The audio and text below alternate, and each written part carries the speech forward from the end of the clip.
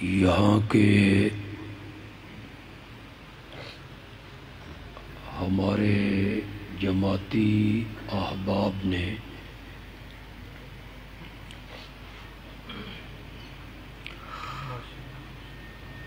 آج کے اس پروگرام کا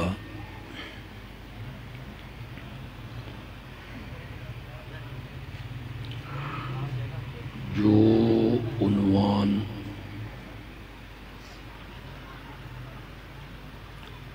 اور موضوع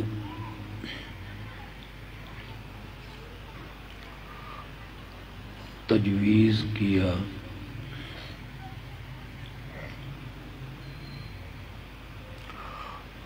وہ ہے عظمت صحابہ۔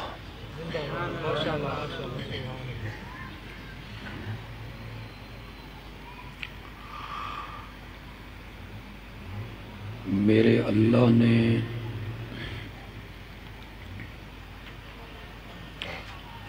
اپنی رحمت سے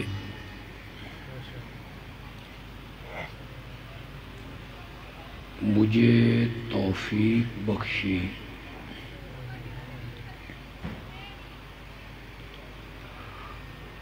تو انشاءاللہ میں اسی عنوان سے گفتگو کروں گا۔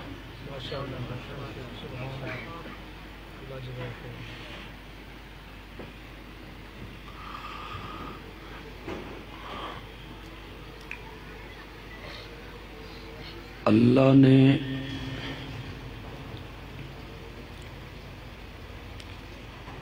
جتنے نبی اور پیغمبر اور رسول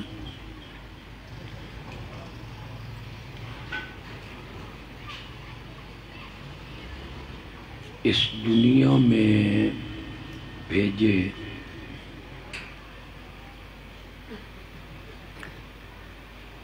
جن کی صحیح تعداد وہی بہتر جانتا ہے،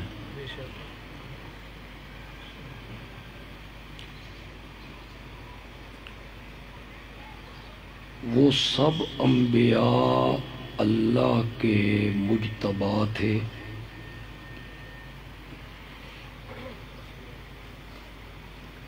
مرتضیٰ تھے،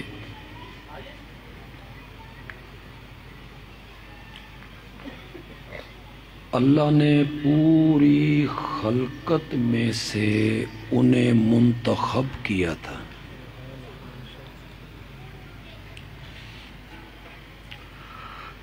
لیکن اللہ نے نبیوں کے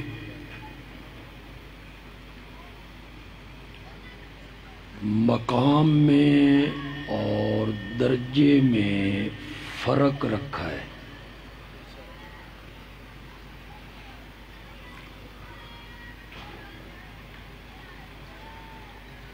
اس فرق کو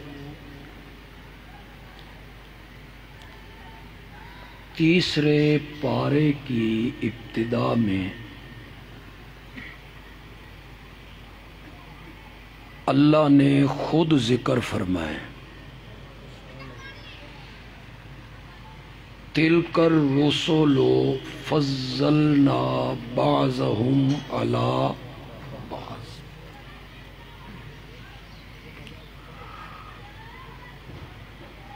رسولوں کی جماعت میں ہم نے کچھ نبیوں کو کچھ دوسرے نبیوں پر فضیلت عطا کی۔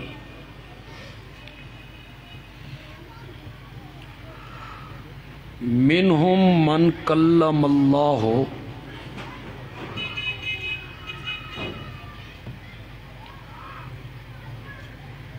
ان نبیوں میں سے کوئی نبی وہ ہے جس سے اللہ نے بغیر واسطہ جبریل کے کلام کیا ہے،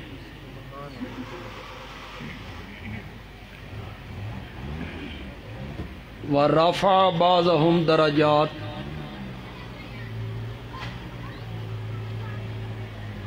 اور ان نبیوں میں کوئی نبی وہ ہے جس کے درجات اللہ نے باقی سب نبیوں پر بلند کیے، جیسے آمنہ کا لال صلی اللہ علیہ وسلم۔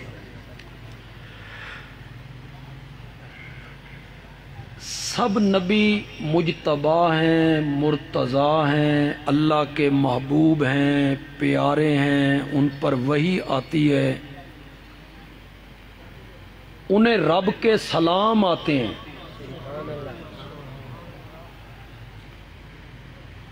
لیکن ان کے درجوں میں اللہ نے فرق رکھا ہے، کسی کا مقام تھوڑا، کسی کا اس سے زیادہ، کسی کا اس سے زیادہ۔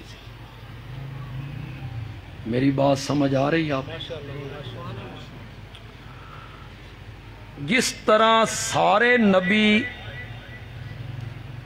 اللہ کا انتخاب ہیں، مرتضی ہیں، مگر درجوں میں فرق اللہ نے رکھا،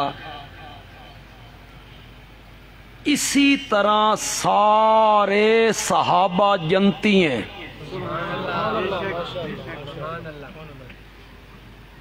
میں ابھی ذکر کروں گا اس کا۔ سب مومن ہیں، سب کو اللہ نے جنت کی سند دی، لیکن جس طرح اللہ نے نبیوں کے درجوں میں فرق رکھا، اسی طرح صحابہ کے درجوں میں بھی رب نے فرق رکھا۔ اس کے لیے میں قرآن کی ایک آیت کا سہارا لیتا ہوں، لیکن اس سے پہلے میں ایک حدیث پڑھ دیتا ہوں۔ اصحابی کالنجوم، میرے سارے صحابہ ستاروں کی طرح ہیں۔ کیوں بھائی سارے ستارے ایک جیسے ہوتے ہیں؟ ان کا وجود، ان کا حجم، ان کی روشنی ایک جیسی ہے؟ نہیں، کوئی کم روشنی والا ہے، کوئی اس سے زیادہ روشنی والا، کوئی اس سے زیادہ روشنی والا، کسی کا حجم چھوٹا ہے، کسی کا اس سے زیادہ، کسی کا اس سے بڑا۔ میرے آقا نے صحابہ کو ستاروں کے ساتھ تشبیہ دے کر اس بات کی طرف اشارہ کیا کہ جس طرح سارے ستارے برابر نہیں، اسی طرح میرے صحابہ کے مرتبے بھی برابر نہیں۔ ان میں بھی کچھ کم مرتبے والا ہے، کچھ اس سے بڑا ہے، کچھ اس سے بڑا ہے، کچھ اس سے بڑا ہے، پھر کچھ ابو بکر ہے۔ اللہ نے وہ فرق رکھا درجوں کے اندر۔ اب میں قرآن کی ایک آیت کا سہارا لے لیتا ہوں۔ اس مجمع میں کوئی لوگ بالکل نئے ہوں گے، پہلی دفعہ کسی عالم کو سن رہے ہوں گے، ان کے ذہن میں بڑے اشکال ہوں گے۔ اللہ کرے ہمارے اس بیان سے کسی کا کوئی اشکال رفع ہو جائے، تسلی ہو جائے اس کی۔ قرآن کی آیت میں پڑھ دیتا ہوں، یہ 27واں پارہ ہے، سورت کا نام ہے سورت حدید، اور اس کی آیت نمبر ہے 10۔ یاد رکھو گے کہ کوئی نہ؟ میں تے لگدا میں قبرستان چاہ گئی۔ نعرہ تکبیر، نعرہ رسالت، صحابہ، اس کا علماء تعالیٰ بندیالوی، وصل تھوڑی سی بند کر دیں، وصل نہیں آنی چاہیے۔ توجہ ہے آپ کی؟ پارہ کون سا بتایا میں نے؟ سورت کا نام اور آیت نمبر 10۔ میں آیت بھی پڑھوں گا، میں ترجمہ بھی کروں گا، صرف کروں گا نہیں ترجمہ، آدھی آیت کا ترجمہ آپ سے کرواؤں گا، اور انشاءاللہ آپ کریں گے۔ لیکن میرے ترجمے پر آنکھیں بند کر کے اعتبار نہیں کرنا. بھئی سرگودا سے آیا ہے, اشاعت و توحید کا نمائندہ ہے, ایک خطیب ہے, اس نے صحیح ترجمہ کیا ہوگا, بالکل اعتبار نہیں کرنا. گھر جانا ہے یا کسی مسلک کی مسجد میں جانا ہے, جس عالم کا ترجمہ آپ کے گھر میں ہو اسے آپ نے اٹھانا ہے. میں خود علماء دیوبند سے تعلق رکھتا ہوں, لیکن میں قطعاً نہیں کہوں گا کہ کسی دیوبندی عالم کا آپ ترجمہ اٹھائیں, بالکل نہیں کہوں گا. یہ کہوں تو آپ کہیں گے متعصب ہے, اپنے مسلک کی بات کر گیا ہے. بالکل نہیں کہوں گا. آپ کے گھر میں دیوبندی عالم کا ترجمہ ہے تو, بریلوی عالم کا ترجمہ ہے تو, اہل حدیث عالم کا ترجمہ ہے تو, جادو وہ جو سر چڑھ کے بولے. آپ کے گھر میں اگر کسی شیعہ عالم کا ترجمہ ہے وہ اٹھا لو, اٹھا لیجیے.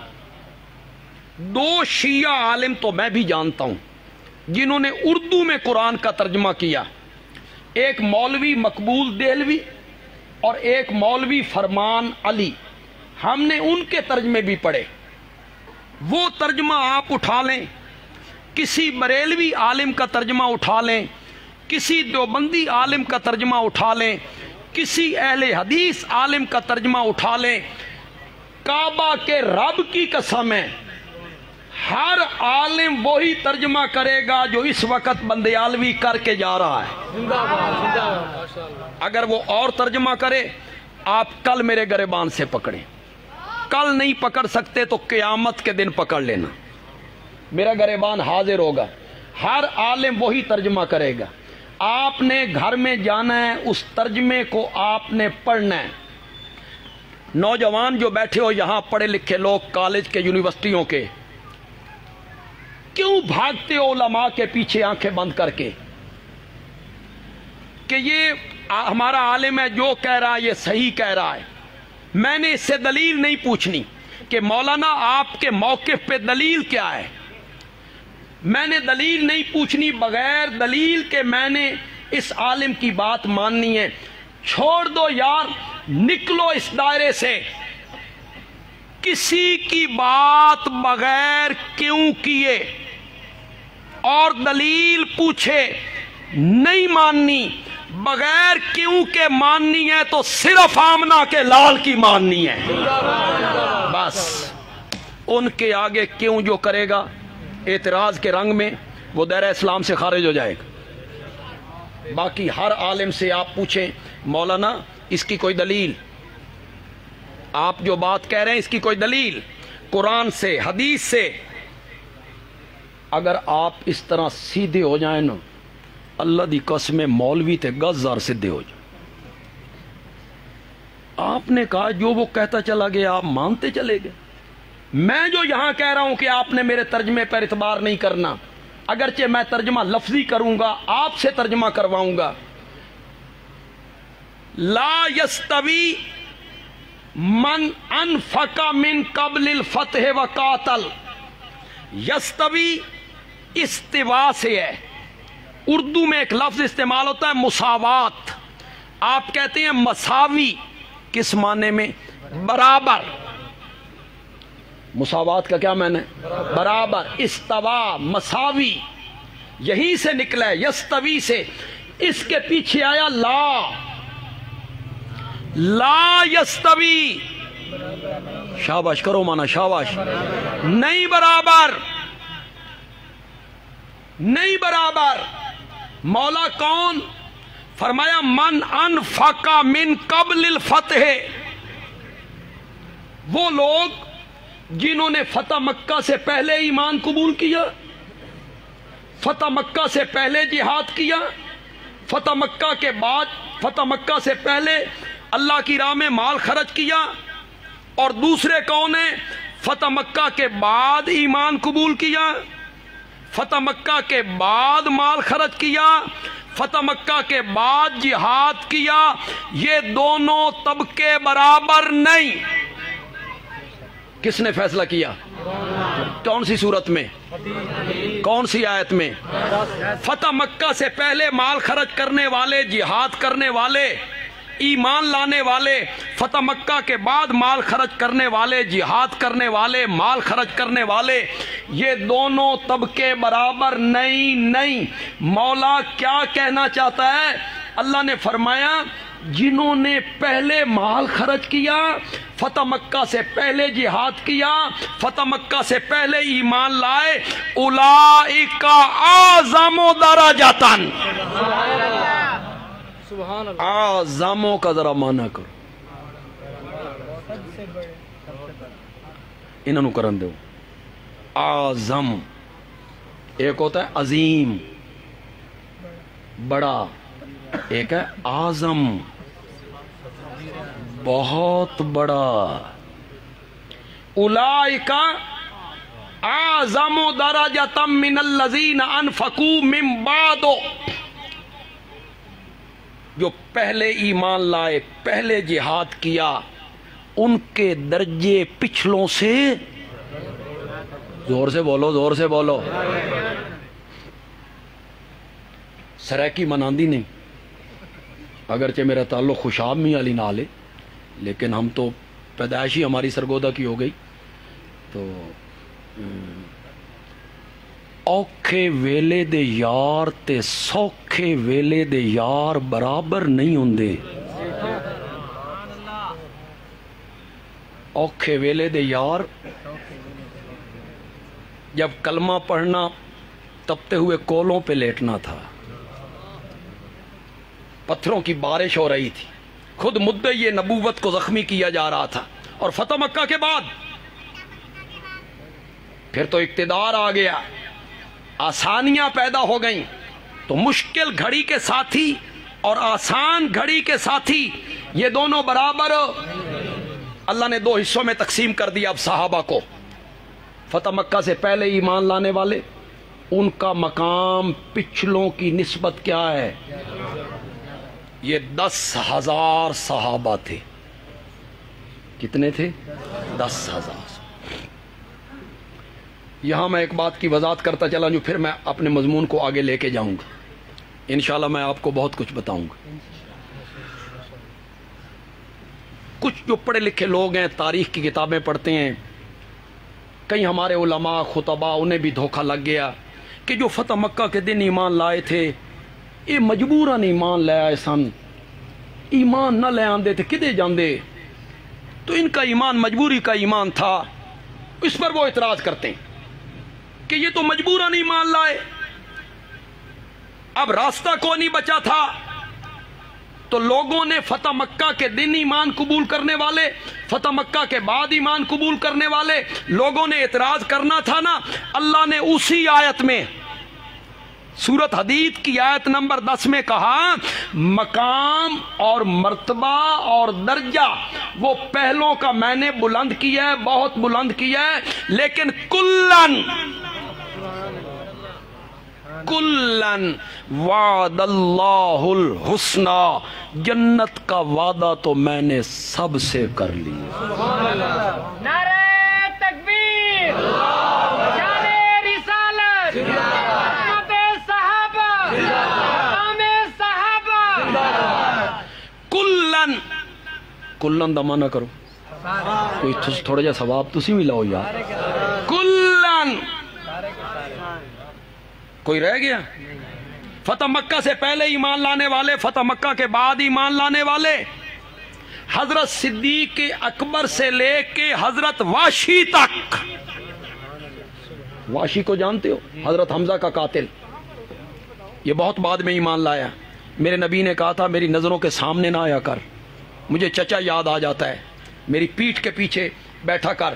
حضرت صدیق اکبر سے لے کے حضرت واشی تک کلن وعد اللہ الحسنى، جنت کا وعدہ ہم نے سب سے کر لیا ہے، سب سے۔ یہ 10,000 صحابہ ہیں، کتنے؟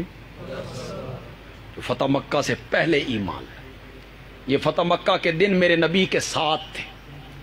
ان 10,000 میں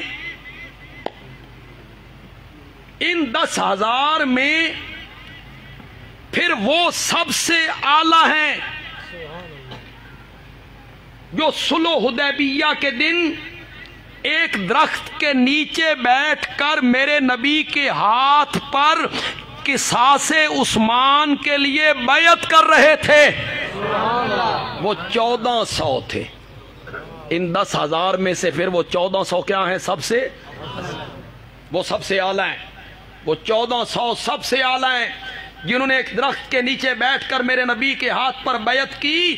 اور اللہ نے آسمان سے اعلان کیا لَقَدْ رَضِيَ اللَّهُ عَنِ الْمُؤْمِنِينَ اِذْ يُبَايِعُونَكَ تَحْتَ الشَّجَرَةِ. اجتماع مجمع میں بھی علماء بیٹھے ہیں, سٹیج پہ بھی علماء ہیں. یہ ماضی پر قد آ جائے تو معنی قسم کا نہیں ہوتا, پھر اس پر لام تاکید کا آ جائے. کتنا موقت کیا اللہ نے, ویسے کہہ دیتا اللہ, لیکن اللہ نے قسم اٹھائی. اللہ کہتے ہیں مجھے اپنی ذات کی قسم ہے, مجھے اپنی صفات کی قسم ہے, مجھے اپنے خالق مالک رازق محیی ممیت مدبر ہونے کی قسم ہے, مجھے عالم الغیب حاضر ناظر مختار کل مشکل کشا ہونے کی قسم ہے, مجھے السمیع العلیم القدیر القادر المقتدر ہونے کی قسم ہے. جن لوگوں نے, جن مومنوں نے درخت کے نیچے بیٹھ کر آپ کے ہاتھ پر بیعت کی تھی, میں ان سب سے راضی ہو گیا ہوں. یہ سورت فتح ہے, 26واں پارہ ہے. جائیے گھروں میں جا کے اس کا ترجمہ دیکھیے. کیا اس بیعت میں حضرت ابو بکر موجود نہیں تھے؟ بولتے کیوں نہیں ہو؟ حضرت عمر موجود نہیں تھے؟ حضرت عثمان موجود نہیں تھے؟ حضرت علی موجود نہیں تھے؟ حضرت طلحہ موجود نہیں تھے؟ حضرت زبیر موجود نہیں تھے؟ رب قسم اٹھا کے کہتا ہے میں ان سے راضی ہو گیا ہوں, تو راضی کیوں نہیں ہوندا؟ عرش والا راضی ہو گیا اور تیری ناراضی ابھی تک برقرار ہے. یہ 1400 صحابہ سب سے اعلیٰ ہیں, سب سے افضل ہیں, جنہوں نے ایک درخت کے نیچے بیٹھ کر میرے نبی کے ہاتھ پر بیعت کی تھی. میں کچھ باتیں ذرا دوسرے علماء سے ہٹ کے بھی کرتا ہوں, اگر علماء اجازت دیں تو میرے ذہن میں ایک بات آ رہی, کہوں؟ وکیل صحابہ علامہ اللہ بندیالوی. حضرت آدم جو جنت سے نکلے نا, اس کا سبب ایک درخت بنا تھا. پتہ نہیں ذہن میں آیا کہ نہیں آیا. اللہ نے کہا وَلَا تَقْرَبَا هَٰذِهِ الشَّجَرَةَ, اس درخت دے نیڑے نہیں جانا. شیطان نے ورگلایا, وسوسہ ڈالا, اس کا پھل جو کھا لیتا ہے نا فرشتہ بن جاتا ہے, ہمیشہ یہی رہتا ہے. وَقَاسَمَهُمَا, یہ قاسمہ باب مفعول ہے, لیکن یہاں مبالغے کے لیے بار بار قسمیں کھائیں, بار بار قسمیں کھائیں, میں تیرا خیر خواہ, من اللہ دی قسمیں, من عرش والے دی قسمیں. حضرت آدم قسم پر اعتبار کر بیٹھے, انہاں پاکستان نہیں سی ویکھیا کہ لوگ جھوٹی قسمیں اٹھاتے رہتے ہیں. انہوں نے اعتبار کر لیا بھی اللہ کا نام, اللہ ہوا. دھوکہ بھی کھایا تو کس کے نام پہ کھایا؟ ایک درخت وہ سبب بن گیا ہے حضرت آدم کو جنت سے نکالنے کا, اور یہاں ایک درخت سبب بن گیا 1400 صحابہ کو جنت میں پہنچانے کا. لقد رضی اللہ عن المؤمنین, صحابہ, مقام صحابہ, امیر معاویہ. یہ 1400 سب سے افضل ہے. ان سارے صحابہ میں سے یہ 1400 افضل ہیں. سن رہے ہو؟ پھر ان 1400 میں سے وہ 313 سب سے افضل ہیں. جو بدر کے میدان میں میرے نبی کے جھنڈے کے نیچے آئے اور اس طرح جنگ کی کہ آسمان کے فرشتوں کو بھی حیران کر کے رکھ دیا تھا. وہ 313 سب سے اعلیٰ ہے, سب سے افضل ہے. بخاری کی ایک روایت ہے, نبی پاک, ذرا زور سے کہو صلی اللہ, ذرا اور زور سے کہو. نبی پاک نے فرمایا ان اللہ قد اطلع علی اہل بدر فقال اعملوا ما شئتم قد غفرت لکم وبدلت سیئاتکم حسنات. اطلاع اردو میں کہیں گے اللہ نے بدر کے میرے 313 صحابہ کو جھانک کے دیکھا. اطلاع کا معنی کیا ہوگا؟ جھانک کے دیکھا میرے 313 صحابہ کو. یہ جو اردو زبان ہے یہ پنجابی کے مقابلے میں کچھ نہیں. پنجابی اس سے زیادہ فصیح زبان, پنجابی میں ذرا زیادہ لذت ہے اردو کی نسبت. پنجابی میں معنی کرتا ہوں ان اللہ قد اطلع علی اہل بدر, اللہ نے بدر دے میرے 313 صحابہ نو جھاتی پا کے ویکھیا. جھاتی پا کے اطلاع اردو میں کہیں گے جھانک کے دیکھا, پنجابی میں کہیں گے جھاتی پا کے ویکھیا. اس سے بھی ایک مشکل لفظ ہے پنجابی کا, میری مادری زبان پنجابی ہے. ان اللہ قد اطلع علی اہل بدر, اللہ نے بدر دے میرے 313 صحابہ نو نجھا کے ویکھیا, جھاتی پا کے ویکھیا, نجھا کے ویکھیا, جھانک کے دیکھا. ابو بکر کا دل دیکھا, دل میں دین کی محبت دیکھی. فاروق اعظم کا سینہ دیکھا, سینے میں قرآن کی محبت دیکھی. حیدر کرار کا دل دیکھا, دل میں دین کی محبت دیکھی. اللہ نے فرمایا اعملوا ما شئتم, آج کے بعد جو دل میں آئے کرتے رہو. قد غفرت لکم, میں تواڈے کول حساب ہی کو نہیں لینا ہے, میں نے تمہیں معاف کر دی ہے. قد غفرت لکم, میں نے تمہیں. یہ بخاری میں ہے, میرے نبی کا فرمان ہے. پھر ایک جملہ ذہن میں آ گیا, میرا نبی کہتا ہے کہ اللہ نے جھانک کے دیکھا, اللہ نے معاف کر دیتا. اللہ معاف کر دیتا, تو معاف کیوں نہیں کرتا؟ اللہ نے جب معاف کر دیا تو معاف کیوں نہیں کرتا؟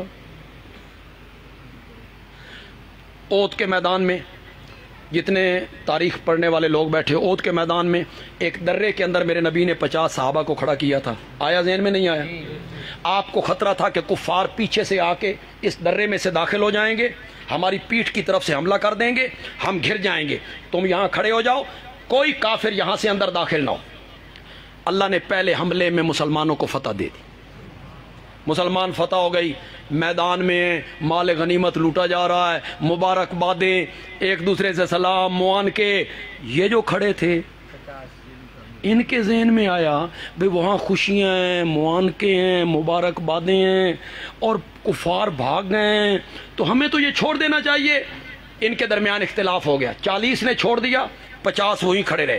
حضرت خالد بن ولید جو اس وقت تک مسلمان نہیں ہوئے تھے, پرلی طرف ایک نالا تھا, نالا آج بھی ہے, اس نالے میں سے چھپ کے پیچھے سے آئے, ان 10 صحابہ کو یہاں شہید کیا, پیچھے سے حملہ کیا, دوڑتی ہوئی فوج کو آواز لگایا واپس پلٹو.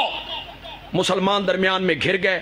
نبی پاک کا دانت مبارک ٹوٹ گیا, سر مبارک زخمی ہو گیا, آپ ایک گڑھے میں گر گئے. حضرت حمزہ کے جسم کے 12 ٹکڑے کر دیے, کلیجہ, دل, ناک, کان کاٹ لیا گیا. 70 صحابہ شہید ہو گئے. وقتی طور پر فتح شکست میں بدل گئی. سبب کیا بنا؟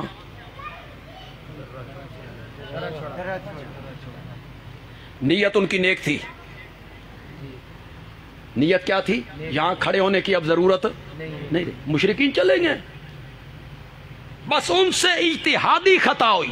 میرے لفظ کو ذرا خیال کرنا، اجتہادی خطا، یعنی اجتہاد ان کا تھا وہ خطا ہو گیا، ٹھیک اجتہاد نہ ہو سکا.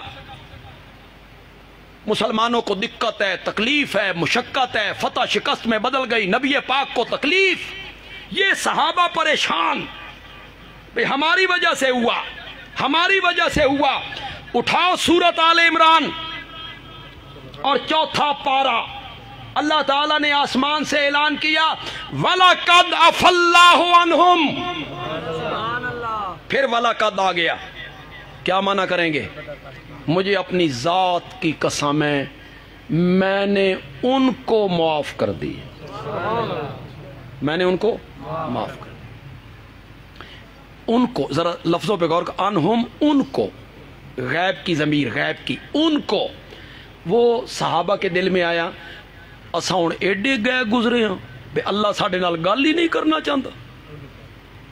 ان کو این اللہ ساڈی ذکر کر رہا، ان کو میں نے معاف کر دیا. صحابہ کے دل میں آیا، اللہ نے فرمایا وَلَقَدْ عَفَا عَنْكُمْ، مجھے اپنی ذات کی قسم ہے میں نے تمہیں معاف کر دیا.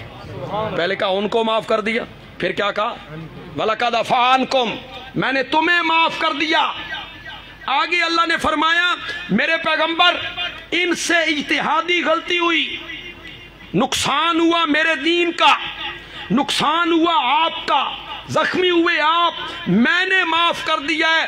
فَاعْفُ عَنْهُمْ، میرا سونا تو بھی معاف کر دے، تو بھی معاف کر دے، میں نے معاف کر دیا ہے تو بھی معاف کر دے. ایک جملہ کہنا چاہتا ہوں، سرگودا میں کہوں اپنے جمعے پہ تو سارا مجمع جھوم اٹھے. کہوں گا آہستہ آواز میں، لیکن آپ کی آمین گرم چاہوں گا، سبحان اللہ گرم چاہوں گا، سبحان اللہ گرم چاہوں گا. کہوں گا آہستہ آواز میں. بندے عالوی کہتا ہے صحابہ نے یہ قصور کیا تھا اللہ کے دین کا، یا صحابہ نے قصور کیا تھا نبی پاک کا، جنہ دا قصور کیتا انہاں معاف کر دیتا، تہاڈا تے صحابہ نے قصور بھی کوئی نہیں کیتا. نعرہ تکبیر، شان محمد مصطفیٰ، عظمت صحابہ، وکیل معاویہ علامہ اللہ بندیالوی، ہر صحابی نبی جنتی جنتی، ہر صحابی نبی جنتی جنتی. قد غفرت لکم، میں نے تمہیں کیا کر دیا؟ میری طرف توجہ رکھیں گے آپ، میری طرف توجہ رکھیں. مولا معاف کرنا کوئی بڑی گل ہے؟ تو بدر دے 313 صحابہ نو معاف کر دیتا، یہ کوئی بڑی گل ہے؟ یہ تو نے مجھ سے بھی وعدہ کیا، ان سے بھی وعدہ کیا، ان لوگوں سے بھی وعدہ کیا، 70 سال گناہوں میں بسر کر کے آ، ایک دن شرمندگی محسوس کر، توبہ کے لفظ بول، میں تیرے پچھلے سارے گناہوں کو معاف کر کے رکھ دوں. یہ تو میرے ساتھ بھی وعدہ ہے، یہ تو ہر مومن کے ساتھ وعدہ ہے. یا عبادی الذین اسرفوا علی انفسہم لا تقنطوا من رحمت اللہ فإن اللہ یغفر الذنوب جميعا. یا عبادی الذین، واہ میرے مولا، اللہ دی قسم ہے پتر نافرمانی کرے نا، پتر باپ بیٹے سے بڑھ کے تعلق کس کا ہوتا ہے؟ کسی کا بھی نہیں ہوتا. بیٹے سے کون پیارا ہوتا ہے؟ سکا پتر کرے نا نافرمانی، والد اس نو پیار نال کدی بھی نہیں بلاندا. نافرمانی کرے نا کدی او میرا چان، کدی بھی نہیں. وہ نافرمانی کرے، بار بار نافرمانی کرے، او میرا مکھن، کہا حرام دیا، وہ باپ بلاتے، باپ بلاتے. بغیرات، یہ باپ ہے، کس طرح بلا رہا ہے؟ نام لے کے نہیں بلاتا، مکھن، چان، محبوب، پیارا. واہ میرے اللہ، گناہگار بندوں سے بات کرنے لگا ہے. کیا کہتا ہے؟ او گناہگارو، او میرے نافرمانو، نا یا عبادی، او میرے بندو، او میرے بندو جنہوں نے اپنے آپ پر زیادتی کی ہے، गुनाह कर कर के अपने आप पर ज्यादती की है। ला तकनतू मिन रहमतिल्लाह, अल्लाह की रहमत से ना उम्मीद ना होना, अल्लाह सारे गुनाहों को माफ करके रख दे। सुभान अल्लाह, सुभान अल्लाह। बड़ा बड़ा बड़ा गफार है अल्लाह। हम ही उससे दूर हो गए, हम ही उसके करीब नहीं हो रहे, वरना वो कहता है थोड़ा सा मेरे करीब आ। सुभान अल्लाह।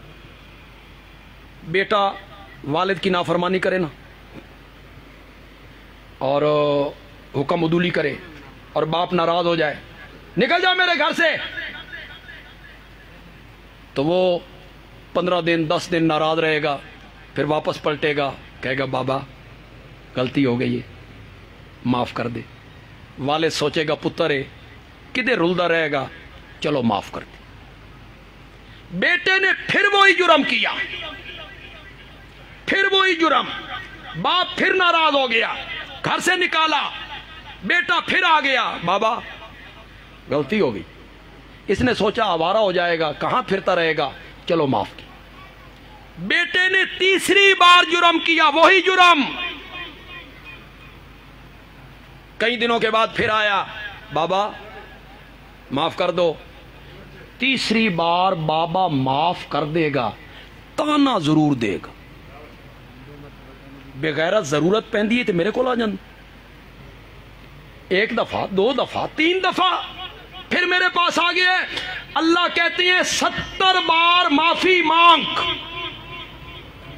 70 बार तौबा कर, हर बार तौबा करके तौबा तोड़ के फिर मेरे दरवाजे पे आ, मैं पिछला ताना भी कभी नहीं दूंगा, कभी नहीं दूंगा।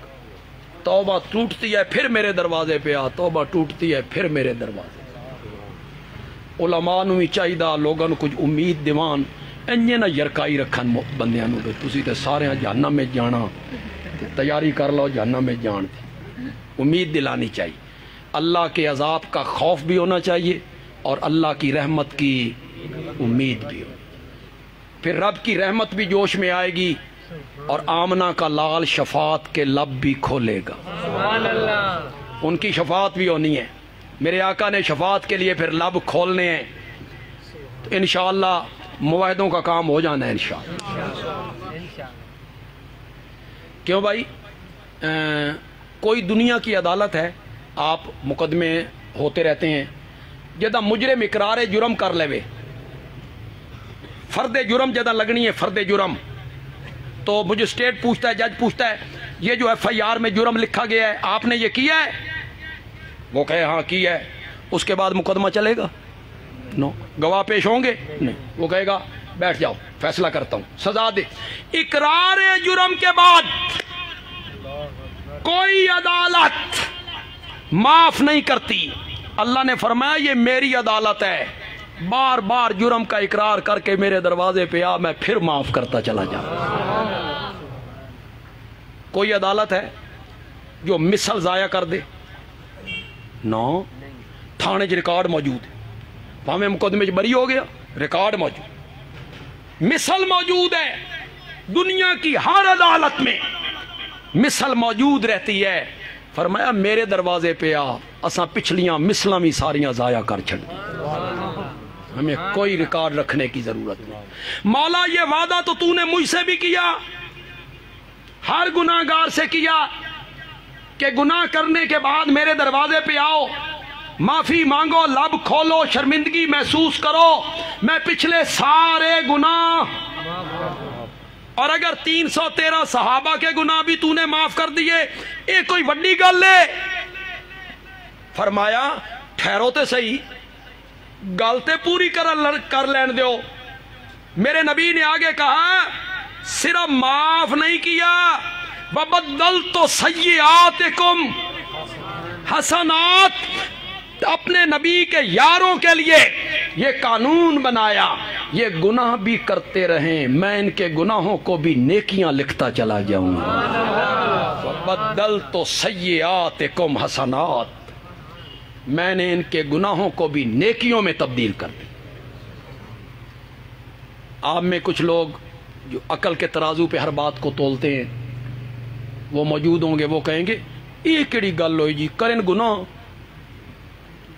اور لکھی جائیں نیکیاں، گناہ کریں اور نیکیاں لکھی جائیں۔ یہ میں آپ کو میں سمجھا دیتا ہوں۔ یہ میرا رومال پلیت ہو گیا، نجاست لگ گئی، گندگی لگ گئی، بالٹی میں پانی تھا، میں نے اس بالٹی کے اندر اس رومال کو ڈالا، اندر ہی اندر مل دیا، نکالا، پاک ہو جائے گا؟ پانی بھی کیا ہو گیا؟ پلیت ہو گیا۔ اس نے اس پانی کو کیا کر دیا؟ پلیت۔ میں آیا نہر کے کنارے،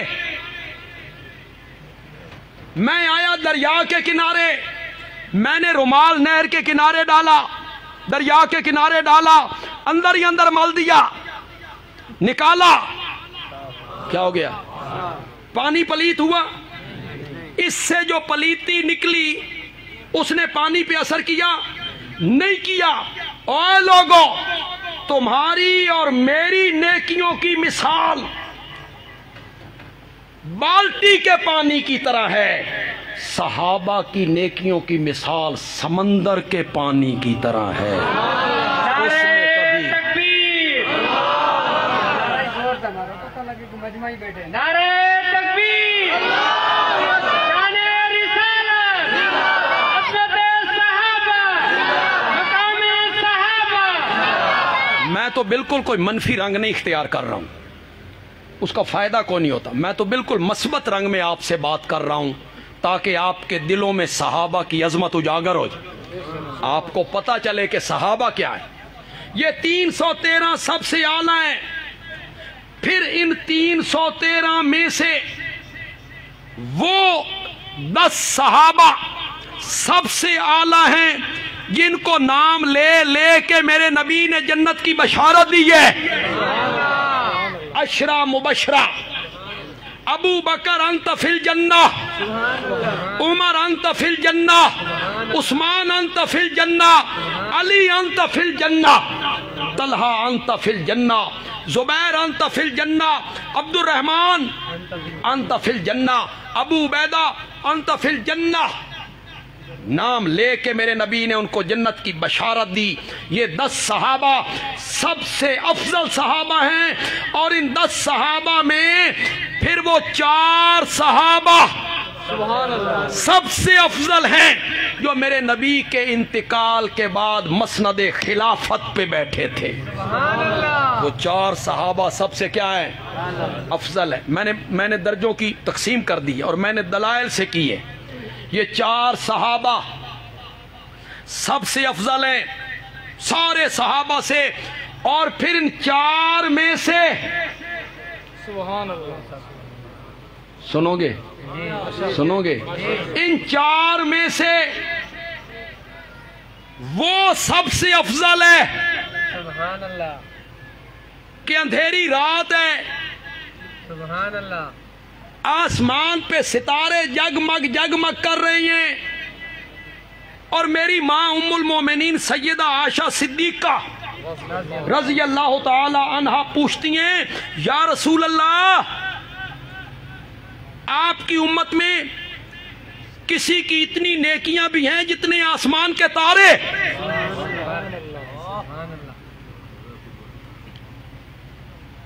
فرمایا ہے، میری ماں نے کہا من ہوا، وہ خوش نصیب کون ہے جس کی نیکیاں آسمان کے ستاروں کے برابر ہیں؟ میرے آقا نے فرمایا خطاب کا بیٹا عمر ہے، اس کی نیکیاں ستاروں کے برابر ہیں۔ حضرت عائشہ کے دل میں کیا تھا؟ انہوں نے تو پوچھا اس لیے تھا۔ یہاں ایک بات کی وضاحت کروں، یہ جو ستاروں کے برابر کہا نا، اس کا یہ معنی نہیں ہے کہ نبی پاک کو ستاروں کی تعداد کا پتہ تھا۔ بعض لوگ اس سے استدلال کر رہے ہیں، نا، یہ کثرت سے کنایہ ہے۔ کیا ہے؟ کثرت سے کنایہ۔ کسی چیز کی کثرت کو بیان کرنا ہو نا تو اسے کبھی سر کے بالوں سے، کبھی ریت کے ذروں سے، کبھی پانی کے قطروں سے، کبھی بارش کے قطروں سے، اور کبھی ستاروں سے اسے تشبیہ دے دیتے ہیں کثرت بیان کرنے کے لیے۔ علماء بیٹھے ہیں، میں ایک مثال دے دیتا ہوں، انشاءاللہ علماء کو تو پتہ بھی ہوگا۔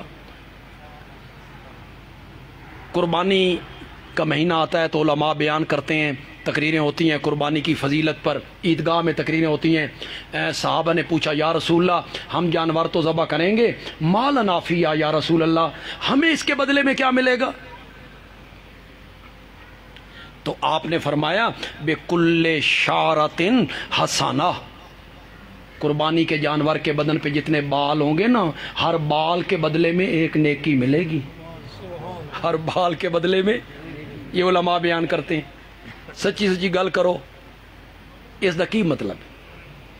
ज़हरी मैना मुराद है, ज़हरी मैना यानी अल्लाह मैंने कुर्बानी दी ना, मैंने बकरी ज़बह की मसलन, तो अल्लाह गिनेंगे बकरी के जिस्म पे बाल, इसके भाई 1.5 लाख बाल है, बंदियालवी 1.5 लाख नेकियां दे दो। ये मैना इसका, और ये मैना तो अल्लाह के अदल के खिलाफ है, अल्लाह के इंसाफ के खिलाफ है यार, अदल नहीं रहता। एक बंदे 3 लाख दी गां ज़बह की थी, बाल कितने हैं? 5 लाख।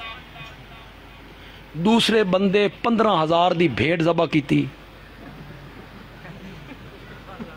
उसके बाल कितने? करोड़। उसको करोड़ देंगे अल्लाह, इसको 5 लाख। ये तो माना भी नहीं हो सकता, ये तो अल्लाह के इंसाफ के खिलाफ। ये मैना नहीं है जो मैं मैना कर रहा हूं, जो मैं मफहूम बयान कर रहा हूं, मफहूम वही है, उलमा भी इसकी तायीद करेंगे। ये मैना नहीं है अल्लाह बाल गिनेंगे उसके बराबर नेकियां दे देंगे ना। मतलब ये था मेरे आका के कहने का कि जिस तरह जानवर के बदन पर उगने वाले बाल गिने नहीं जा सकते, इसी तरह कुर्बानी देने वाले की नेकियां गिनी नहीं जा सकती। ये मैना था उस हदीस का, कसरत से किनाया। तो ये जो सितारों की बात मेरी माँ ने की, ये भी क्या था? कसरत से। ऐसी नेकियां जो गिनी ना जा सके। मेरे आका ने फरमाया हाँ, खत्ताब का बेटा उमर। मेरी माँ के दिल में क्या था?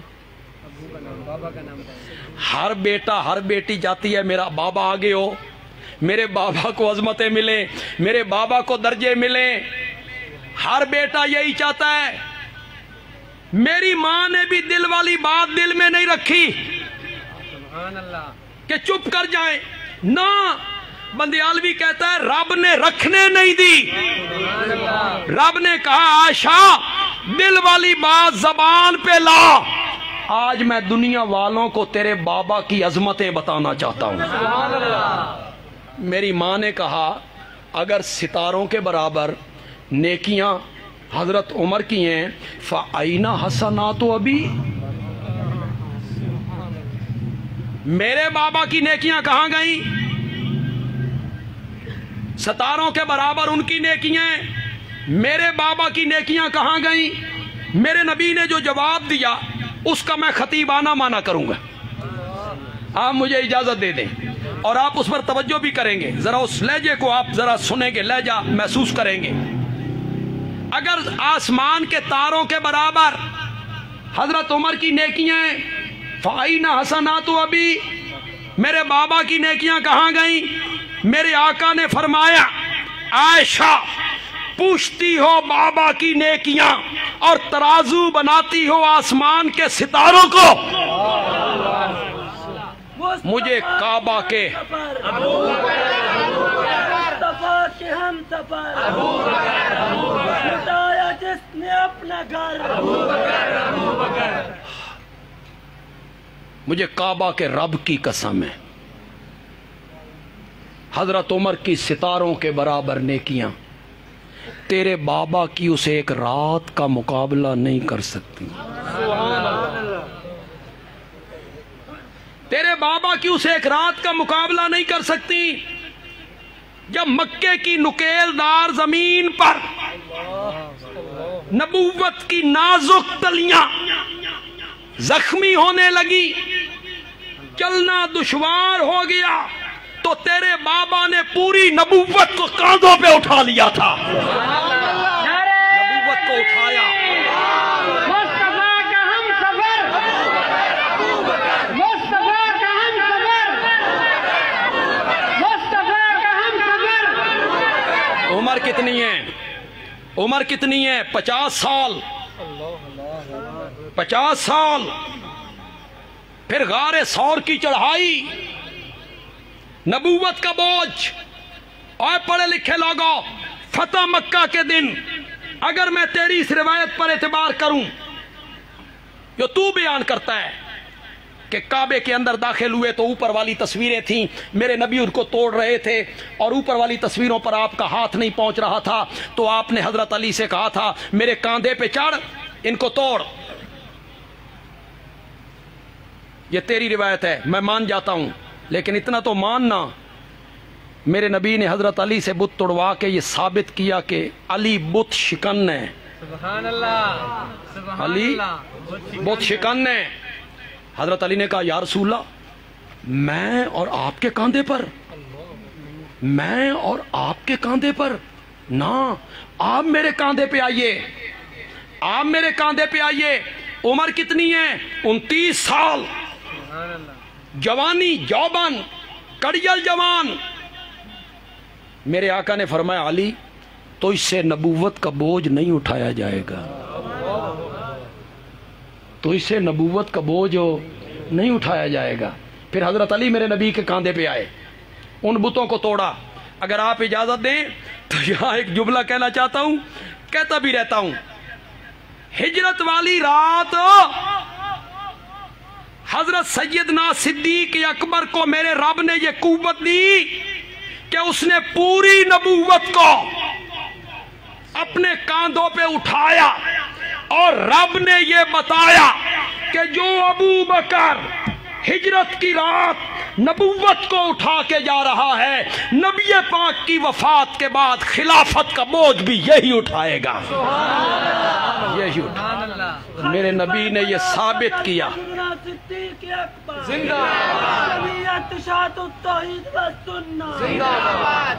شان امیر معاویہ، شان امیر معاویہ، شان امنا صدیقہ۔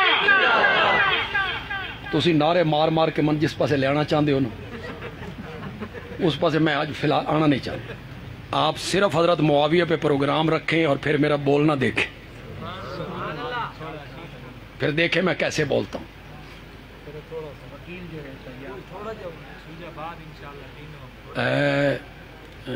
شاہ جی کے شہر میں بیٹھا ہوں، امیر شریعت کے شہر میں ہوں، سید عطا اللہ شاہ بخاری رحمت۔ کیسا جہاد کیا مرزائیوں کے خلاف، کیسا جہاد کیا۔ جب بیمار ہوئے زبان بند ہو گئی، فالج کا حملہ ہو گیا، لاہور میں بیٹھے تھے اپنے پیر صاحب کے پاس، حضرت عبد القادر رائے پوری رحمت اللہ علیہ، ان کے پاس بیٹھے ہوئے تھے، تو بات چلی کہ مرزائیت یوں ہو رہی ہے، یوں عروج ہو رہا ہے۔ اب شاہ جی میں قوت بیان نہیں ہے اور طاقت نہیں ہے، تو شاہ جی نے وہاں ایک پنجابی میں ایک جملہ کا پتہ نہیں تھے آکھنا مناسب بھی ہے کہ نہیں۔ شاہ جی نے فرمایا پیر صاحب میری گھگری نو گھنگرو لوا دے تے پھر میری ٹور ویکھنا،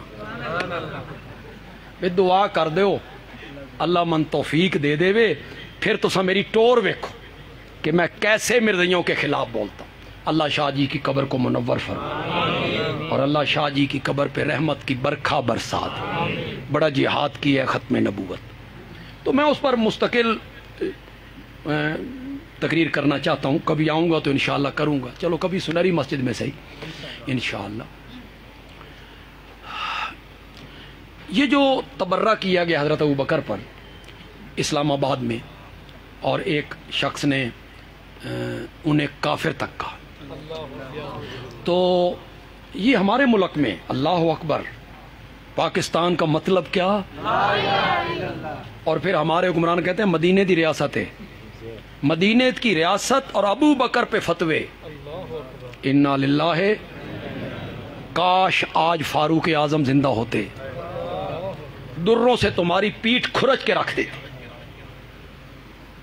حضرت ابو بکر ایسی شخصیت پر سامنے کیا رکھا گیا؟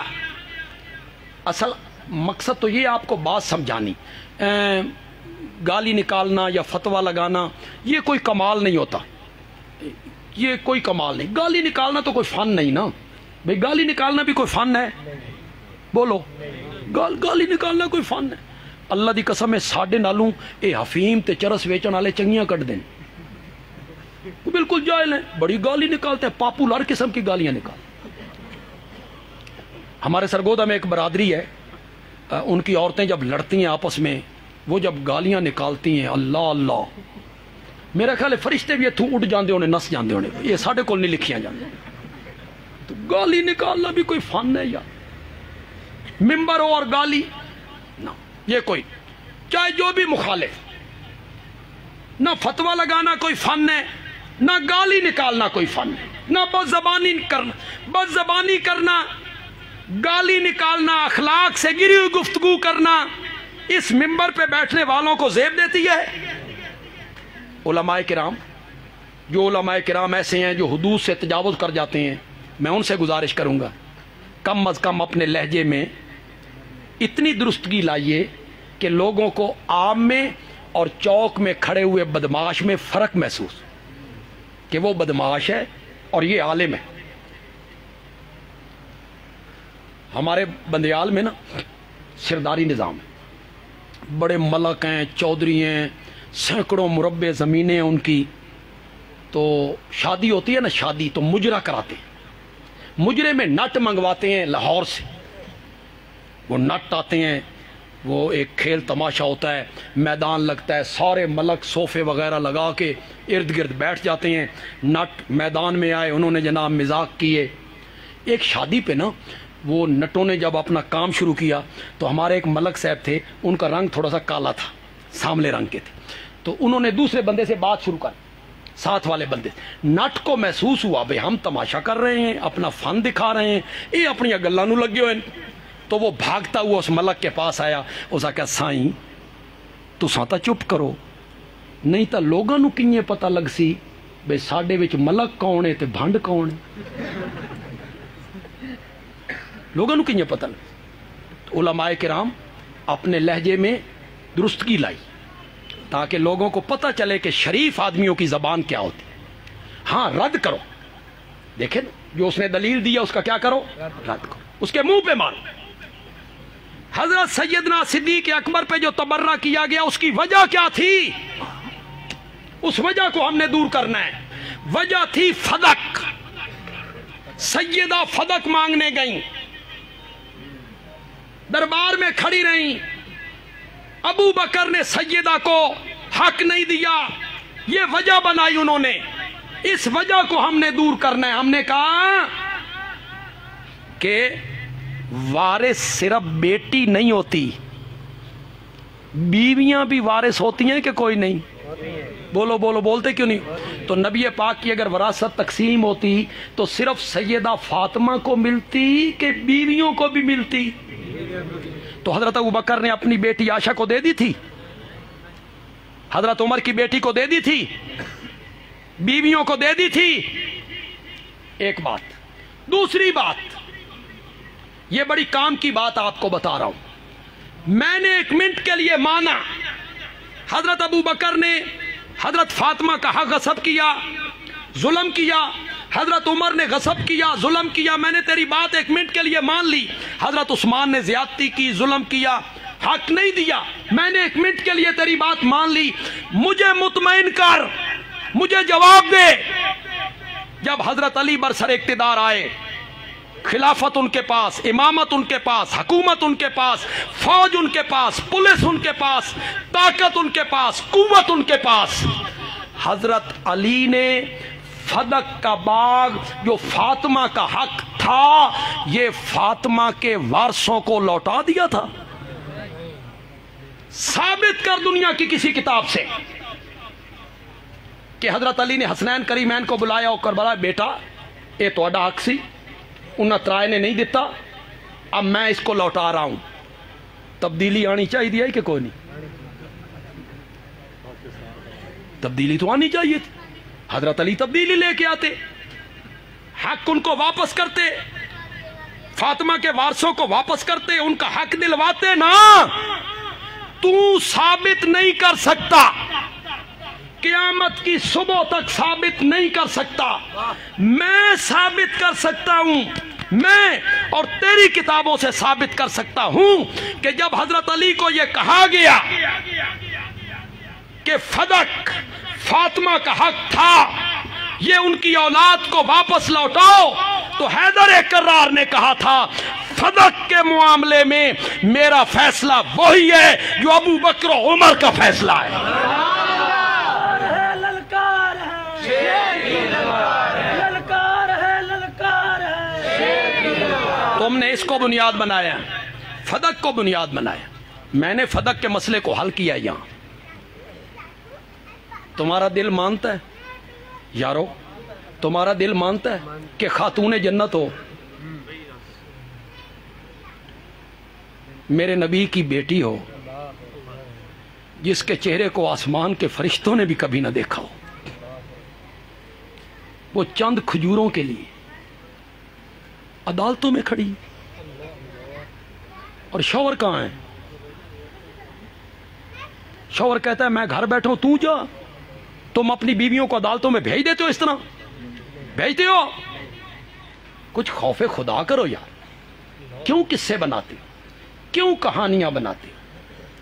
کیوں یہ ساری کہانیاں آپ نے بنائی؟ حضرت ابو بکر اور حضرت، دیکھیں آپ کو پتہ ہے کہ حضرت سیدہ فاطمہ رضی اللہ تعالی عنہ جب بیمار ہوئیں، نبی پاک کے انتقال کے 6 مہینے بعد ان کا انتقال ہو گیا۔ جب وہ انتقال ہوئیں، بیمار ہوئیں اور اس بیماری میں ان کا انتقال ہو گیا، ان کی تیمارداری اور عیادت کس عورت نے کی تھی؟ خدمت کس عورت نے کی تھی؟ بولو بس حضرت ابو بکر کی بیوی حضرت اسماء نے۔ کس نے؟ ہون تے بولو، کس نے خدمت کی؟ وہ کن کی بیوی تھی؟ خلیفہ وقت کی بیوی۔ وہ تیمارداری کر رہی ہے، اور روایات میں آیا کہ سیدہ فاطمہ پریشان ہوئی، رونے لگ گئیں۔ حضرت اسماء نے پوچھا کیا بات ہے؟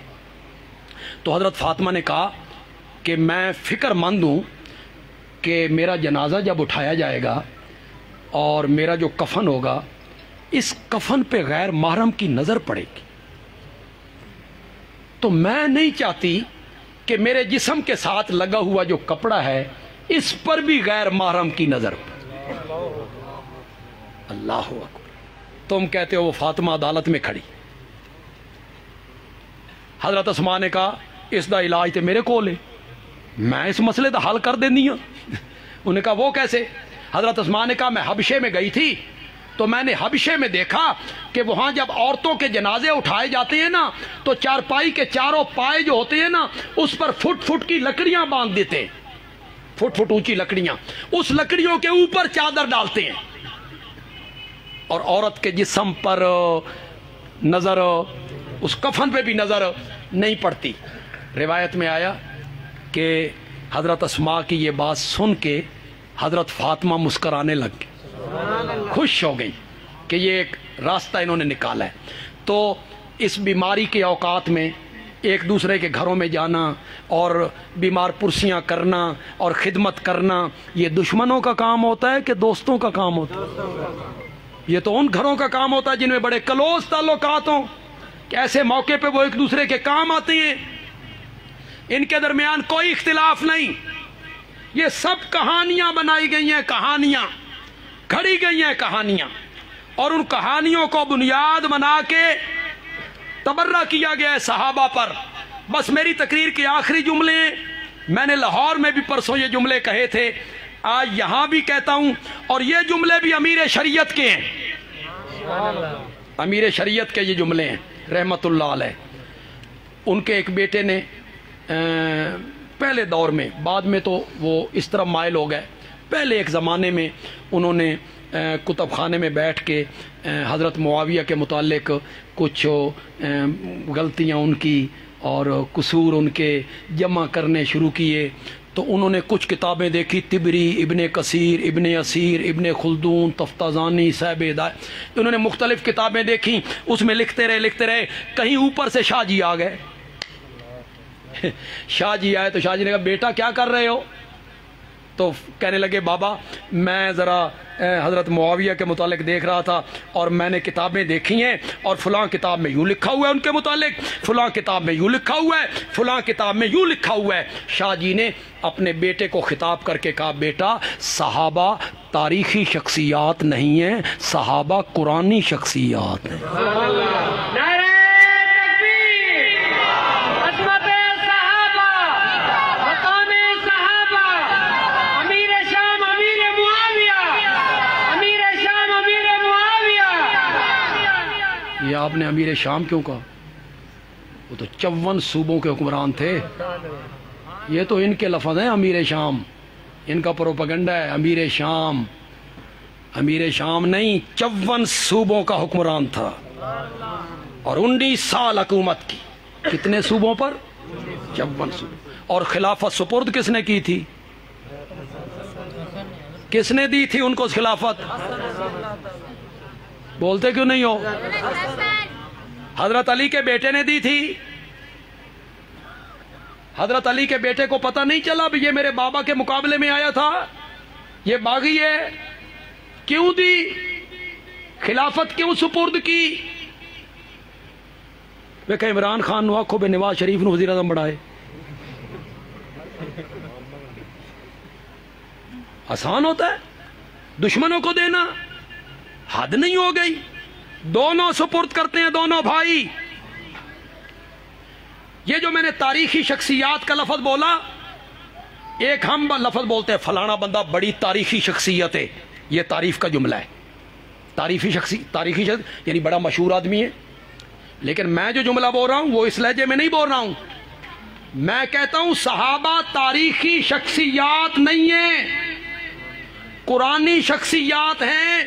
بہی مانا کہ ہم نے صحابہ کو تاریخ کے ورقوں میں نہیں دیکھنا، قرآن کے صفوں میں دیکھنا ہے۔ اس معنی میں ہے صحابہ تاریخی شخصیات نہیں۔ صحابہ کون سی شخصیات ہیں؟ ہم نے یہ نہیں دیکھنا ابن اسیر نے کیا لکھا ہے،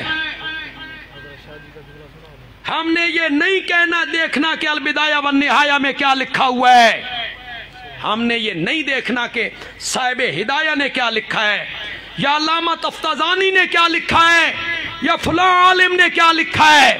ہم نے یہ نہیں دیکھنا، ہم نے یہ دیکھنا ہے صحابہ کے متعلق قرآن کیا کہتا ہے۔ قرآن کیا کہتا ہے؟ قرآن کہتا ہے اولئک علی ھدی من ربہم واولئک ھم المفلحون۔ پڑھو یار سارے یہ دیکھ، ٹھہرو یار، ٹھہرو۔ ہر حرف پہ 10 نیکیاں ملتی ہیں کہ کوئی نہیں ملتی ہیں؟ تلاوت کی نیت سے پڑھو تو پھر یہ نیت کر کے پڑھو یار۔ آندھی نہیں آیت؟ آندھی واقعی۔ اولئک علی ھدی من ربہم واولئک ھم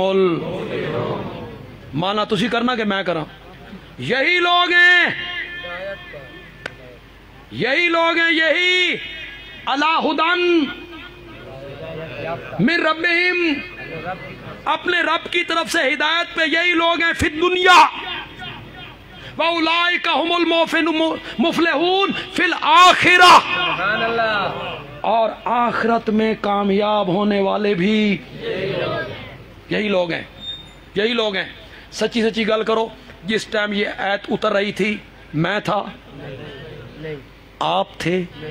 امام بخاری، امام مسلم، ترمذی، ابن ماجہ، نسائی، ابو داؤد، ابن حجر، ابن کثیر، طبری، بولتے جاؤ، شیخ عبد القادر جیلانی، بہاءالحق ملتانی، معین الدین چشتی، علی حجویری، تھے مفسرین، محدثین، فقہاء، علماء، شہداء، اتقیاء، اصفیاء، شب زندہ دار، تہجد گزار، اولیاء اللہ، بزرگان دین، علماء دیوبند، علماء بریلی، علماء اہل حدیث، یہ اس وقت تھے؟ نہیں تھے؟ تو پھر مجھے بھی بتاؤ یہ اللہ کن کو کہہ رہا ہے؟ یہی لوگ ہیں۔ کون تھے اس وقت؟ زور سے بولو، زور سے بولو، کون تھے اس وقت؟ یہی لوگ ہیں۔ یہ صحابہ کے تھے ہی صحابہ؟ ہم تو تھے ہی نہیں۔ اولئک علی ھدی من ربہم واولئک ھم المفلحون۔ پھر اللہ نے آگے کہا اولئک هم المتقون، پھر اللہ نے کہا اولئک هم الصادقون، پھر اللہ نے کہا اولئک هم الراشدون۔ میں بڑا نالائق آدمی، مجھے اپنے علم پہ کبھی ناز نہیں ہوا، مجھے اپنی خطابت پہ کبھی ناز نہیں ہوا، اللہ آئندہ بھی بچائے۔ مجھ سے اچھے اچھے خطیب یہاں موجود ہیں، مجھ سے اچھے اچھے عالم یہاں موجود ہیں، مجھ سے اچھے اچھے لکھاری مصنف بھی یہاں موجود ہیں۔ میں نے کبھی تعدی نہیں کی، تحدی نہیں کی، تکبر نہیں کیا، اللہ آئندہ بھی بچائے۔ میں بڑا نالائق اور کم فہم آدمی ہوں۔ میں نے ایک کتاب لکھی، اس میں نے فیصلہ کیا کہ میں صحابہ کو قرآن کے آئینے میں پیش کروں گا۔ اس کا نام میں نے رکھا اصحاب رسول قرآن کے آئینے میں، صرف قرآن۔ میرے دل میں تھا کہ میں 100 آیتیں میں اکٹھی کروں گا، یہ میرے دل میں شروع میں تھا۔ میں نے اسے لکھنا شروع کیا، آیتیں 100 سے بڑھ گئی۔ میں نے کہا چلو 200، تھوڑی سی اور محنت کرتے ہیں، آیتیں 200 سے بھی بڑھ گئی۔ میں نے کہا چلو 300، آیتیں 300 سے بھی بڑھ گئی۔ اب کتاب کا حجم بھی دیکھنا ہے، اس کتاب کا حجم 700 صفحوں کا بن گیا، تو کہیں بریک لگانی پڑتی ہے۔ آپ میرے ذوق کی پتہ نہیں داد دیں گے یا نہیں دیں گے کہ میں نے کس ہندسے پہ آ کے اسے ختم کیا۔ میں نے 313 آیتیں پیش کی، اصحاب بدر کی تعداد کو میں نے سامنے رکھا، اور 313 یہ میں نالائق آدمی، قرآن تو بھرا پڑا ہے میرے نبی کے یاروں کے تذکروں، بھرا پڑا۔ اور اگر یہ گستاخی کا جملہ نہ ہو، اپنے اللہ سے معافی مانگ لیتا ہوں کہ اللہ کے متعلق یہ جملہ بولنا چاہیے یا نہیں بولنا چاہیے۔ میں تو محبت میں بول رہا ہوں، اللہ دی قسم ہے جدہ میں قرآن وچ ویکھنا نا بے اللہ میرے نبی کے یاروں کی تعریفیں کر رہا ہے، مجھے ایسے محسوس ہوتا ہے اللہ میرے نبی دے یاراں دیاں تعریفاں کردیاں رجدہ ہی نہیں، رجدہ ہی۔ اللہ کہتا ہے یہ بھی کہہ لوں، یہ بھی کہہ لوں، یہ بھی کہہ لوں، یہ بھی کہہ لوں، یہ بھی کہہ لوں۔ اولئک هم الصادقون، یہی سچے ہیں۔ کون تھے اس وقت؟ اولئک هم المتقون، یہی متقی ہیں۔ اولئک هم المفلحون، اولئک هم الراشدون، رضی اللہ عنہم ورضوا عنہ، اعد لهم جنات تجری تحتها الانہار، اولئک حزب اللہ، وہ اللہ کا لشکر ہے۔ کون تھے اس وقت؟ وہ اللہ کا لشکر کون تھا؟ یہودی، عیسائی، مشرکین مکہ، عبداللہ ابن ابی، کون تھے؟ اولئک حزب اللہ، وہ اللہ کا لشکر ہے۔ میرا سونا پیغمبر اے یار تیرے نے تے فوج میری ہے۔ صحابہ کس کی فوج ہے؟ کس نے کہا؟ اولئک حزب اللہ۔ لوگ فوج پہ تنقید کرتے ہیں، کئی سیاسی لوگ بھی کرتے ہیں، لیکن جو سرحدوں کے ساتھ فوج کی وفاداری ہے، ملک کی سرحدوں کے ساتھ، اس پر تنقید یہ غداری ہے کہ فوج سرحدوں کی حفاظت میں مخلص نہیں، یہ سوچا بھی نہیں جا سکتا۔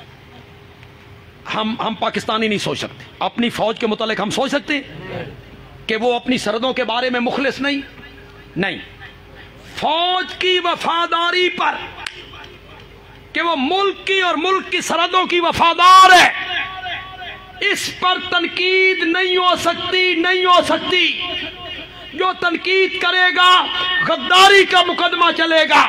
بندیالوی کہتا ہے اگر ملک کی فوج پر تنقید نہیں ہو سکتی تو رب کی فوج پر بھی تنقید نہیں ہو سکتی۔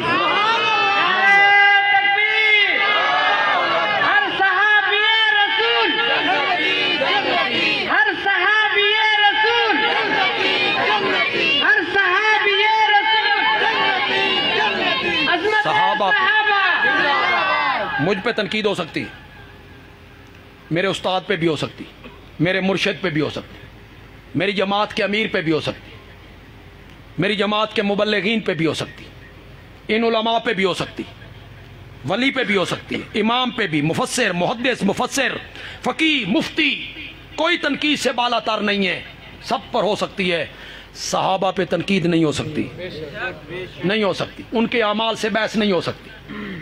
فلاں صحابی نے یہ، آپ میرے متعلق کہہ سکتے ہیں اس نے یہ کیا، اپنے امام کے متعلق آپ کہہ سکتے ہیں اس نے یہ کیا، صحابی کے متعلق آپ اس کی عمل سے بحث نہیں کر سکتے، نہیں کر سکتے۔ میرے پاس وقت نہیں کہ میں اس کی وضاحت کروں اور مختصر بیان کروں تو پتہ نہیں آپ کے سروں کے اوپر سے نہ گزر جائے۔ بندیالوی کہتا ہے صحابیت کا درجہ اعمال کی وجہ سے نہیں ملتا۔ کیوں بھائی؟ صحابی بندہ بنتا ہے زیادہ نمازیں پڑھنے سے، ذکر کرنے سے، تسبیح رولنے سے، تہجد پڑھنے سے۔ صحابیت کا درجہ اعمال کی وجہ سے نہیں ملتا، نہیں ملتا۔ تو بندیالوی کہتا ہے جب یہ درجہ اعمال کی وجہ سے ملا ہی نہیں تو پھر صحابی کی عمل سے بحث نہیں ہو سکتی۔ اگر یہ درجہ عمل کی وجہ سے ملتا پھر آپ بحث کرتے، پہلے عمل چنگے سن، پیچھے خراب ہو گئے، لیکن جب یہ درجہ اعمال کی وجہ سے نہیں ملا، عطا الہی ہے، یہ کسبی نہیں وابی ہے۔ کون عطا کرتا ہے؟ لہذا صحابہ پہ تنقید نہیں ہو سکتی۔ کوئی عالم، کوئی مورخ جو صحابہ پہ تنقید کرے گا تو مجھے یہ حق پہنچتا ہے کہ میں اس سے پوچھوں کہ تو اپنا تعارف کروا، تو کون ہے؟ تو کون ہے؟ تعارف کروا اپنا، تو کون ہے؟ جن پہ تو تنقید کر رہا ہے نا ان کے متعلق قرآن کہتا ہے اعد لہم جنات، ان کے متعلق قرآن کہتا ہے رضی اللہ عنہم، رضی اللہ عنہم ورضوا۔ بس آخری ایک بات کا میں چاہتا ہوں میں آپ کے ذہنوں سے اشکال ختم کر دوں۔ وہ حضرات جب بولتے ہیں تو وہ کہتے ہیں کہ ان لوگوں نے کلمہ تو پڑھا تھا، یہ جو تم صحابہ کرتے ہو، ابو بکر، عمر، عثمان، انہوں نے کلمہ تو پڑھا تھا، لیکن وہ جو قرآن میں منافقوں والی آیتیں ہیں کلمہ تو وہ بھی پڑھتے تھے۔ وہ یہ کہتے ہیں کلمہ تو وہ بھی پڑھتے تھے، نمازیں بھی پیچھے پڑھتے تھے، جہاد پہ بھی جاتے تھے۔ یہ وہ مغالطہ دیتے کہ وہ بھی تو کلمہ گو تھے۔ بس میں اس کا جواب دینا چاہتا ہوں۔ سورۃ توبہ میں اللہ نے منافقوں کی خصلتوں کا ذکر کیا۔ سورۃ توبہ، والمنافقون والمنافقات بعضهم من بعض، منافق مرد، منافق عورتیں ایک دوسرے کے ہمدرد ہیں، ایک دوسرے کے خیر خواہ ہیں، ایک دوسرے کے ریس کرنے والے ہیں، اور دین کے خلاف جد و جہد میں سب برابر ہے۔ پھر اللہ نے آگے ان کی خصلتیں بیان کی، ذرا غور سے سننا۔ یہ کہتے ہیں نا منافقوں والی آیتیں پڑھتے ہیں اور ابو بکر عمر پہ فٹ کرنے لگ جاتے ہیں، اس کا میں جواب دینے لگا ہوں۔ اللہ کہتے ہیں وہ منافق کی خصلت کیا ہے؟ منافق کی پہلی خصلت یہ ہے وہ برائی کا حکم دیتے ہیں، نیکی کا نہ برائی کا حکم دیتے ہیں۔ دوسری خصلت ان کی یہ ہے نیکی سے روکتے ہیں، یہ دوسری خصلت ہے۔ تیسری خصلت ان کی یہ ہے یکمزون ایدیہم، اپنے ہاتھوں کو روکتے ہیں، کنجوس ہیں، کنجوس ہیں، بخیل ہیں، مال خرچ نہیں کرتے۔ یہ منافقوں کی خصلتیں ذکر ہوئی، قرآن نے ذکر کی کہ وہ ہاتھ کھینچ کے رکھتے ہیں، کنجوس ہیں، بخیل ہیں۔ اے لوگو، رب کہتا ہے منافق میری راہ میں خرچ نہیں کرتے، اور ابو بکر گھر کا مال سمیٹ کے محمد کے قدموں میں لے کے آ جاتا ہے۔ تم کیسے کہتے ہو کہ یہ ایتے منافقوں والی ان پر فٹ ہو رہی ہیں؟ وہ سارے گھر کا مال دے دیتا ہے، حضرت عمر آدھے گھر کا مال دے دیتا ہے، اور جب حضرت ابوبکر سے پوچھتے ہیں گھر والوں کے کیا رکھا؟ اللہ اور اللہ کے رسول کی محبت رکھ کے آئے۔ غزوہ تبوک میں نبی پاک چندے کی اپیل کرتے ہیں، حضرت عثمان اٹھ کے کہتے ہیں 100 اونٹ وما سامان۔ ذرا سوچو 100 اونٹ، جی معمولی ہے؟ 100 اونٹ معمولی ہوتا ہے؟ 100 اونٹ بما ساز و سامان میں دوں گا۔ اپیل جاری رہے، حضرت عثمان سامنے آ گئے، 100 اونٹ اور، اپیل جاری ہے، حضرت عثمان ادھر آ گئے، 100 اونٹ اور۔ بعض روایت میں آیا 8 مرتبہ میرے نبی نے اپیل کی، 8 مرتبہ عثمان اٹھے، پھر 1000 اشرفیاں سونے کی ہوتی ہیں، 1000 اشرفی وہ میرے نبی کی جھولی میں لا کے ڈالی، میرے نبی ان کو بجاتے ہیں، وہ آپس میں بجتی ہیں، آواز پیدا ہوتی ہے، میرا نبی کہتا ہے ما ذرہ عثمان ما عمل بعد اليوم، ما ذرہ عثمان ما عمل بعد اليوم، آج کے بعد عثمان جو کچھ بھی کرتا رہے اسے کوئی عمل نقصان نہیں پہنچا سکتا۔ میں کہتا ہوں ملتان کے سٹیج، ممتاز آباد کے سٹیج پہ کہتا ہوں، میرے آقا نے اپنی پوری زندگی میں یہ جملہ حضرت عثمان کے متعلق سوا کسی دوسرے صحابی کے متعلق نہیں کہا ہے۔ یہ جملہ کہا ہے تو صرف حضرت عثمان کے لیے کہا ہے، ما ذرہ عثمان ما عمل بعد اليوم، آج کے بعد عثمان جو کچھ بھی کرتا رہے اسے کوئی عمل نقصان۔ ظالموں منافقوں کی تو خصلتیں قرآن نے بیان کی ہیں کہ وہ کنجوس ہیں، اور یہاں جب ہم صحابہ کو دیکھتے ہیں تو وہ اپنے گھر کا پورا مال میرے نبی کے قدموں میں نچھاور کر دیتی ہیں۔ یا ایھا النبیو، یہ میرا استدلال علماء کرام، یہ میرا استدلال ذرا سننا ہے آپ نے، ضائع نہیں کرنا۔ یا ایھا النبیو جاہد الکفار والمنافقین، میرے نبی کافروں سے بھی جہاد کر، منافقوں سے بھی جہاد کر، منافقوں سے جہاد کر، انہیں میرا نبی اپنے ساتھ رکھتا ہے، اور قرآن کہتا ہے منافقوں سے جہاد کر۔ اگلا جملہ آپ ذہن میں رکھیں گے، اگلا جملہ آپ ذہن میں رکھیں گے، اور اسی پر میں اپنی تقریر کو پوری جوبن میں ختم کرنا چاہتا ہوں۔ اللہ کہتے ہیں کافروں سے بھی جہاد کر، منافقوں سے بھی جہاد کر، وَمَأْوَاهُمْ جَهَنَّمْ، مَأْوَاهُمْ جَهَنَّمْ، کافروں کا ٹھکانہ بھی جہنم، منافقوں کا ٹھکانہ بھی جہنم۔ بندیالوی کہتا ہے کافروں اور منافقوں کا ٹھکانہ رب نے جہنم بتایا ہے، ابو بکر و عمر تو اس وقت بھی جنت میں ہیں۔ ما بین بیتی و ممبری روضۃ من ریاض الجنہ، اور منافقوں کا ٹھکانہ کیا ہے؟ جہنم ہے۔ جتنے ہمارے احباب آج کے پروگرام میں تشریف لائے، مظفر گڑھ سے لوگ آئے ہوں گے، جتوئی سے آئے ہوں گے، شجاع آباد سے آئے ہیں، کروڑ پکا سے آئے ہیں، ہمارے جماعتی احباب دور دراز کے علاقے سے یہاں تشریف لائے جی، اس پروگرام کو کامیاب بنایا، اور اللہ نے ہمارے یہ عزیز ہیں حسین علی صاحب، عبید الرحمان بچے ہیں ہمارے، صوفی رفیق احمد صاحب کے یہ بیٹے ہیں، اور صوفی رفیق احمد صاحب نے بڑی خوبصورت زندگی گزاری، اللہ ان کی مغفرت فرمائے، اللہ ان کے درجات بلند فرمائے۔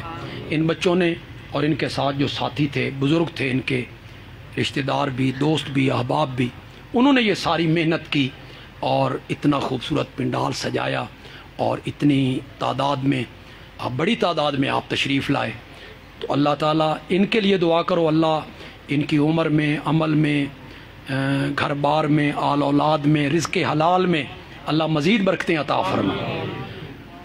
کیسر صدیقی اور برادران، ان کی والدہ بیمار ہیں، انہوں نے صحت کے لیے اپیل کی ہے۔